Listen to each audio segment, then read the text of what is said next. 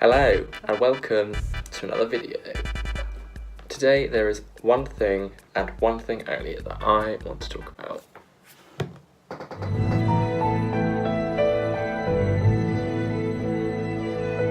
That is the Twilight franchise. Now you might not have known that the first Twilight film is 10 years old this year.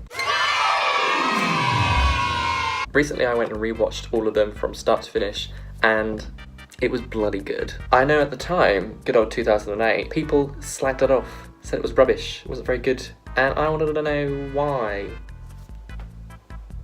Basically they're all liars because Twilight is a bloody good film, and I want to relay to you why it's a good film and why it needs to be upheld as probably one of the greatest modern film franchises of all time for various reasons. Let's get into it, shall we?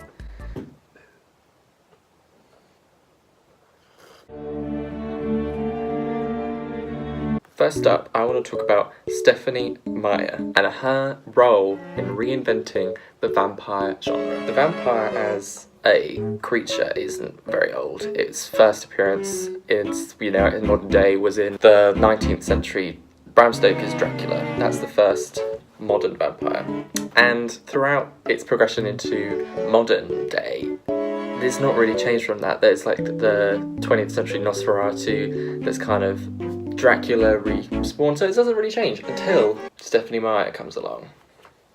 If you look at Dracula, you look at Nosferatu, and then you look at Edward Cullen, there is a stark difference. Stephenie Meyer reinvented, or probably more accurately popularised, a modern vampire. She got the original story and did it for herself.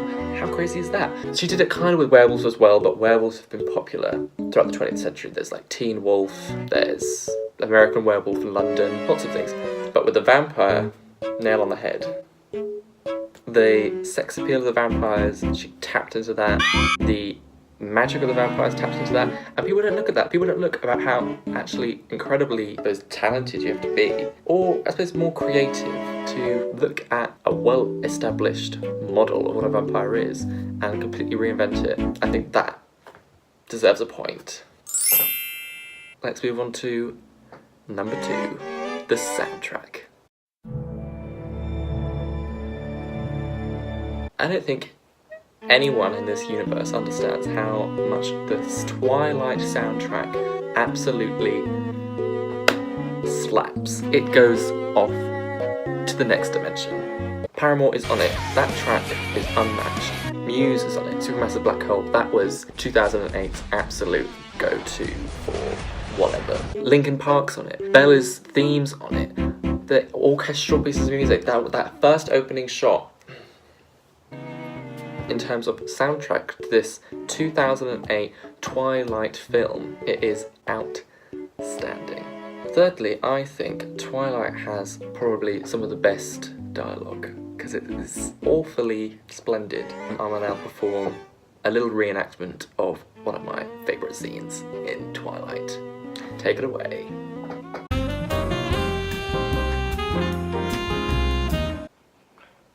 Hi, I'm Bella Swan, and I'm new to this school. Where do I sit? Is it over there, next to that strangely pale man?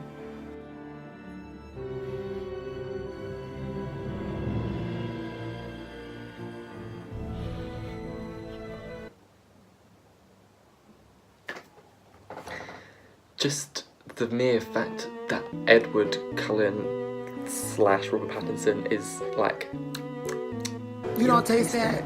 That shit that's in your mouth. Just 10 out of 10 comedy. Was it meant to be comedy? Who knows? But it's good. Points. So I think, yeah, as we approach Twilight's 10-year anniversary, we need to think, why did we shut it down? Because I can tell you the answer to that, because this target market was mainly teenage girls, and anything marketed towards teenage girls is brushed under the carpet or brushed aside, isn't it? Why does no one appreciate the soundtrack? It's bloody good. And 3, I think we all need to take the time in our lives to decide, are we Team Jacob or are we Team Edward? Thanks for watching this fun little mini video I curated for you. Yeah. go watch Twilight.